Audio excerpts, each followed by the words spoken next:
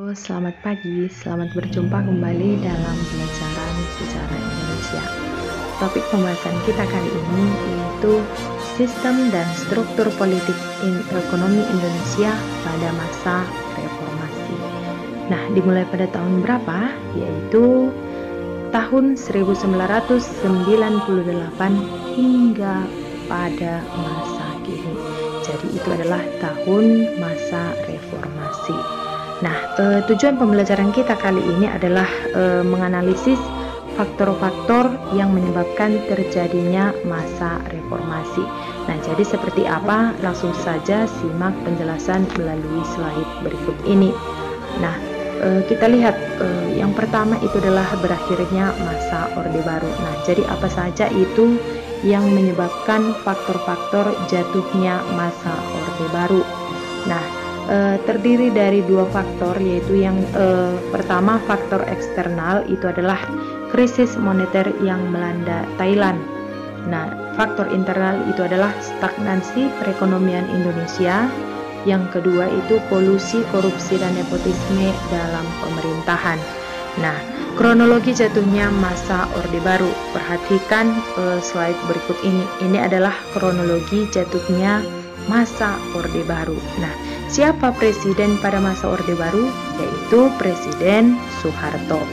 Nah, lihat ini adalah penyebabnya. Tanggal 1 sampai dengan 11 Maret 1998, Soeharto itu kembali terpilih menjadi presiden dan dilantik dalam sidang umum MPR 1998.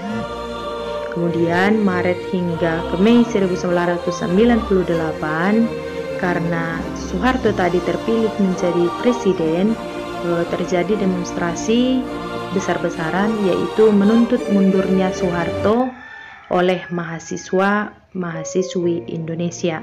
Nah, 12 Mei 1998 ada 4 mahasiswa Universitas Trisakti yang tertembak saat terjadi demonstrasi.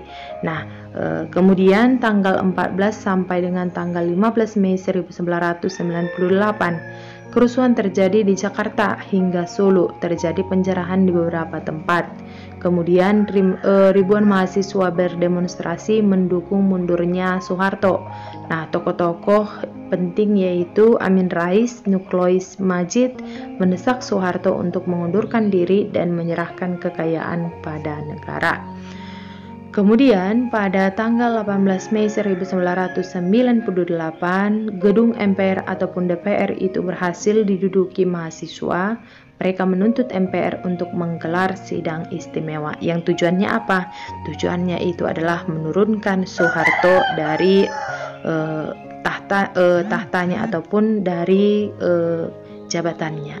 Seperti yang sudah kita ketahui bahwa salah satu tuntutan ataupun agenda reformasi itu adalah tujuan utamanya menurunkan presiden itu dari jabatannya, yaitu Presiden Soeharto. Nah, kemudian pada tanggal 19 Mei 1998, Soeharto mengundang beberapa tokoh untuk membentuk Kabinet Reformasi Pembangunan. Saat itu Soeharto masih belum mau mengundurkan diri. Nah, yang artinya di sini bahwa sudah banyak pun rakyat menuntut bahwa Soeharto itu harus mengundurkan diri, tetapi beliau itu tidak mau mengundurkan diri dari jabatannya. Kemudian pada tanggal 20 Mei 1998, 14 menteri dari Kabinet Pembangunan memutuskan untuk mengundurkan diri. Terjadi long march di Yogyakarta, sedangkan di Jakarta dibatalkan agar tidak terjadi kerusuhan.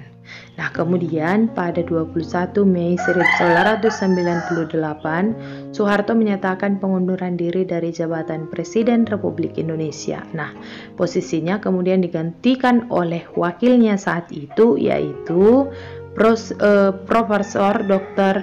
yaitu B.J. Habibie yang menjadi wakil presiden pada masa itu. Nah, setelah Soeharto turun, maka pemerintahan Orde Baru sudah berakhir dan berganti dengan era reformasi. Nah, runtuhnya pemerintahan Orde Baru membuka lembaran baru bagi Republik Indonesia untuk menata kembali sistem pemerintahan yang lebih demokratis. Ataupun itulah yang dimaksud dengan reformasi itu tadi. Nah, itulah yang menjadi penyebab berakhirnya masa Orde Baru. Jadi sudah paham kan bagaimana berakhirnya masa Orde Baru itu? Inilah tadi yang menyebabkan berakhirnya masa Orde Baru. Nah, demikianlah pembelajaran kita kali ini. Apabila masih ada kurang kalian pahami, bisa langsung kalian tanyakan melalui WA pribadi Ibu. Tugas-tugas yang telah saya berikan tetap dikerjakan, tetap semangat mengikuti pembelajaran jarak jauh kita ini. Sekian dan terima kasih.